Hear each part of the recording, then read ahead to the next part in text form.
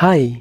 এইভাবে কি আপনার একনি বা ব্রণ আপনাকে ঝুঁকি মারছে? আর প্রত্যেক কয়েকদিন পরপরই বলে যাচ্ছে, "হ্যালো, হাই, কেমন আছো?" এগুলো পুরোপুরি ঠিক করা যায়। কিভাবে ঠিক করতে হবে সেটা আপনাকে আমি বলব। আসলে একনি হয়টা কেন? ত্বকের থেকে না আমাদের তেল বেরোতে থাকে। সেটাকে বলা হয় ত্বকের তেল নিঃসরণ। ত্বকের কোষ মারা যায়। মারা গিয়ে ওখানেই জমে থাকে। আর সেটাই ফুলে ওঠে। সেটার জন্য ব্রণ হতে পারে। এছাড়া হরমোনাল ডিসব্যালেন্স তো লেগেই আছে। মেয়েদের ক্ষেত্রে পিসিওডির থেকেও হতে পারে। এবং অন্যান্য ক্ষেত্র থেকেও হতে পারে। কিছু, কিছু ক্ষেত্রে ব্যাকটেরিয়ার সংক্রমণ থেকেও হতে পারে। বারবার আপনি যে হাত দেন এরকম চোখের কাছ দিয়ে, হাতের গালের কাছ দিয়ে, এই বারবার হাত দেওয়ার অভ্যাসটাও কমান। এর থেকেও ব্রণ হতে পারে। স্ট্রেস বা ঘুম যদি ঠিকঠাক না হয় তার থেকেও ব্রণ হতে পারে। আর সবথেকে বড় কথা মেয়েরা আজকাল যেটা ভুল করে, ভুল প্রোডাক্ট যদি মুখে মেখে ফেলে তার থেকেও ব্রণের সৃষ্টি হয়। তবে কিছু, কিছু ব্রণ খুব হার্ড হয় এবং কোনোভাবেই জিদ্দি দাগ হিসেবে থেকে যায়। সেগুলো কিভাবে বের করা যাবে? অবশ্যই আপনাকে তখন ডার্মাটোলজিস্ট মানে স্কিনের ডাক্তার দেখানো উচিত। আর যদি আপনি নিজে থেকে চেষ্টা করেন যে কিভাবে ঠিক করব, তার জন্য আপনাকে পর্যাপ্ত পরিমাণে জল খাওয়া উচিত।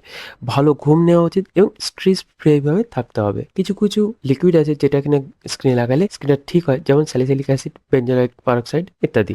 সুস্থ ত্বকের যত্ন নিন। আর মনের মধ্যে শান্তি রাখুন। ব্রণ হলে চিন্তা করবেন না, কারণ চিন্তার থেকে ব্রণ আরো বাড়বে, কমবে না। কারণ এটা ঠিক হয়ে যাবেই। ব্রণ কখনো চিরস্থায়ী হয় না। তাই প্লিজ যত পারবেন স্ট্রেস কম নেবেন। স্ট্রেস কম নিলে সমস্ত কিছু গায়েব হয়ে যাবে। আর এটা কোনো বড় জিনিস না।